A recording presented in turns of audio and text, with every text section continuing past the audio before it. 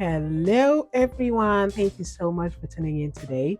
So, today I will be sharing my experience of getting an important hair loss treatment. I know on here I have been talking a lot about using natural options to regrow your hair, to deal with thinning problems.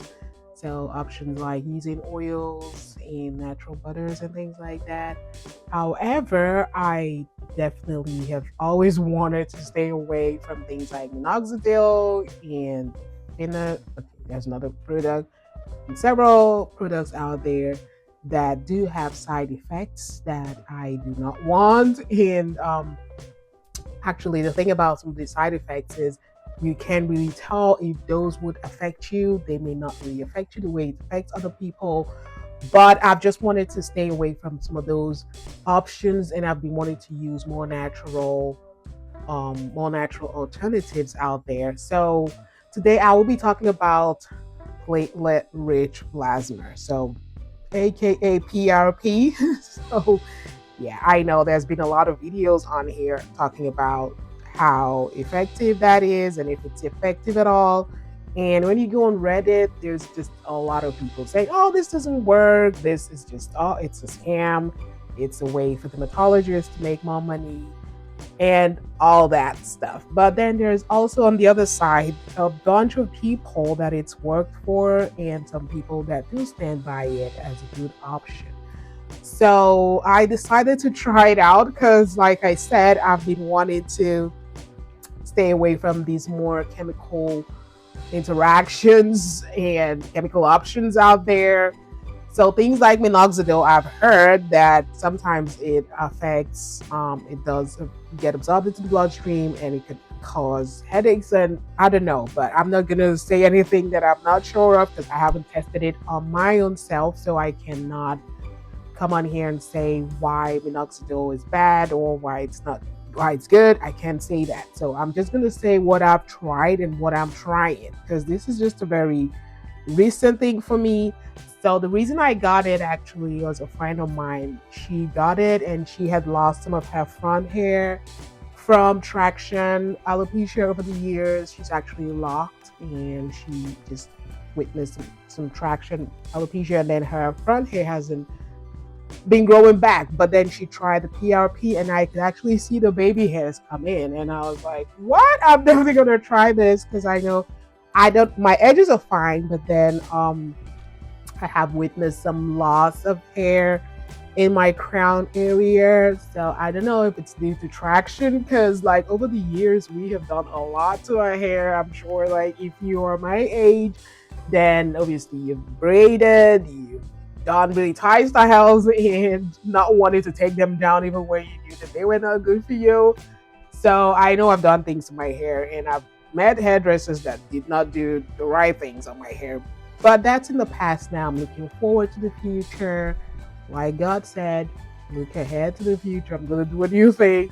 So I started trying I tried this PRP just last week, literally. So I'm wanting to share that because then when my hair starts growing back, I want to be able to come on here and tell people about it. And if it's a good option for them, it may not work for you, it may work for you. It's just something to try. So PRP is from the term platelet rich plasma.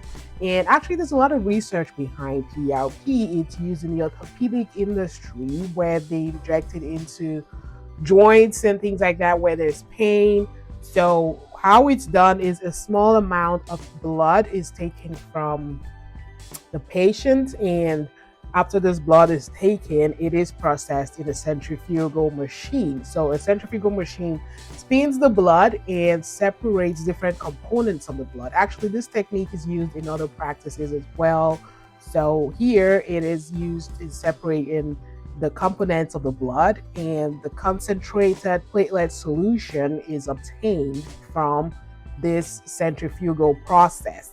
So several of the blood components are separated, and then they obtain this platelet-rich component of the plasma. So it actually is a clear liquid, and I'm going to put a picture of how mine looked. So my experience, I went in there, and it was a nurse practitioner. So if you wanted to try this option, definitely go to somebody who's reputable, somebody you can trust, just so you know that you're in good hands and they're doing exactly what they should do. They are licensed and things like that. Don't just go to somebody that I don't know. I don't even know who else could do stuff like this, but a nurse practitioner, a doctor, a dermatologist, they are very experienced with doing stuff like this, and they will make sure to do the right thing. So the PRP injections are so the PRP is then administered after they have taken the blood and gone through the centrifugal process and obtained the platelet-rich plasma solution that is then used. So in my own case, they combine it with some biotin. So biotin, obviously, as you know, is a very important component of hair growth. It is a vitamin, I believe. It is a component that actually we produce with food in our body. You don't really need a supplement for biotin if you're eating the right foods. However, in this case, the biotin is added into the platelet-rich plasma solution and then injected. So that's how mine was done. They added some biotin and then made from the solution, and then she proceeded to inject that into my hair. So like I said, it is used to treat spots injuries, rotator cuff tears, muscle strains, tendonitis, and hair loss. So I believe that even if it doesn't work for everybody, like it's been used, it is a known FDA approved option for hair loss and option for several other medical conditions that people have. So it can be bad completely. Like there's some good that has come out of this platelet-rich plasma research because it's known to promote tissue healing, reduce pain and inflammation, improve mobility and function. So if your hair loss is due to inflammation, you can use this platelet-rich plasma injection option to actually have them inject that into your scalp, into the areas maybe where you feel scalp tenderness or where you're losing a lot of hair due to inflammation.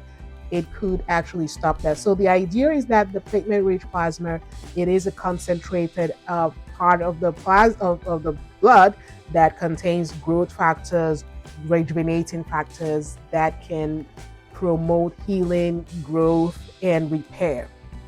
So that was my experience. Was I went in and they so because obviously pain, I have a very low pain tolerance. Like I pain, I'm not really pain. So they actually had numbed some of the areas where the injections will be done based on my hair loss patches area. So she actually applied some numbing cream.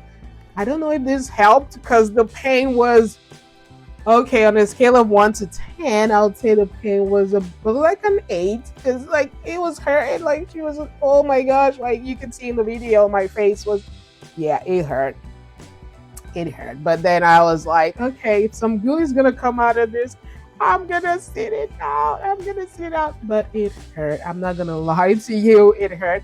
And she was like, you know what? When you go home, make sure you don't take an ibuprofen pill because that's an anti-inflammatory. And in this case, we want some inflammation to actually happen for the actual hair loss to come in. I mean, for the actual hair growth to occur. So you don't want to just go home and take ibuprofen. I'm going to get to that. So first of all, so she numbed the area and then she started doing the injections. So yeah, so basically, she was injecting it into the area where I was experiencing some hair loss. And after the process, though it hurt, like there was some bleeding, obviously. So but it wasn't that much. The bleeding is not, it's minimal. And it just depends on the person doing your stuff. Like you just want to make sure that they're gentle and not too extreme with the administration of the injections. But yeah, so like I said, mine was combined with biotin and injected into my scalp. So she said what to do after the whole thing. So some people go on the Reddit and say, oh, this doesn't work. I did it. It doesn't work. But there are some things you can do to improve how it could work for you. So first of all, because they're injecting it right into the scalp to stimulate follicles and things like that. You want to make sure you don't have any scalp buildup before the treatment. So wash your hair before the treatment. And also, you're not supposed to immediately wash your hair after the treatment. At least give it 48 hours before you go wash your hair. So for example, some people, you might, your hair, your scalp has a lot of buildup and you just walk in there, get the injections, and then you go home, wash your hair. I don't know if it's going to work for you. So there are several things you can also take into account before and after the treatment. So for example, she also said, like, don't wash your hair within 48 hours. Do not take ibuprofen or any of those medications, or aspirin, ibuprofen, those anti-inflammatory medicines. Don't take those. If you feel pain, just take a Tylenol, and that should address the pain. Actually, my experience was after the whole pain, like within an hour, like I was good. I was like, I didn't take Tylenol or anything. The pain just went away on its own.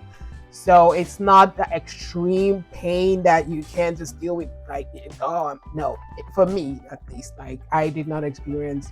And they injected the center of my scalp, so that's like it should hurt. Like some of my parts of my temple were injected, and it wasn't something that I couldn't live, like wasn't pain in the end. While they're doing it, it hurts, but then afterwards the pain just goes away.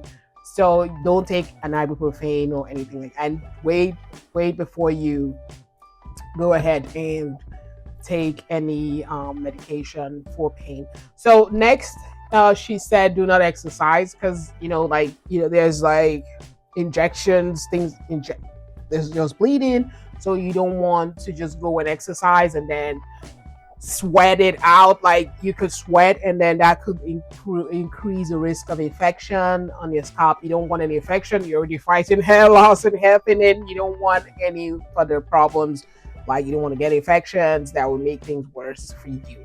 So these are the things. So the treatment, the price ranges, it just depends on where you go. So I do live in Massachusetts, and if you're in Massachusetts and you go all the way to Boston, it might be more expensive.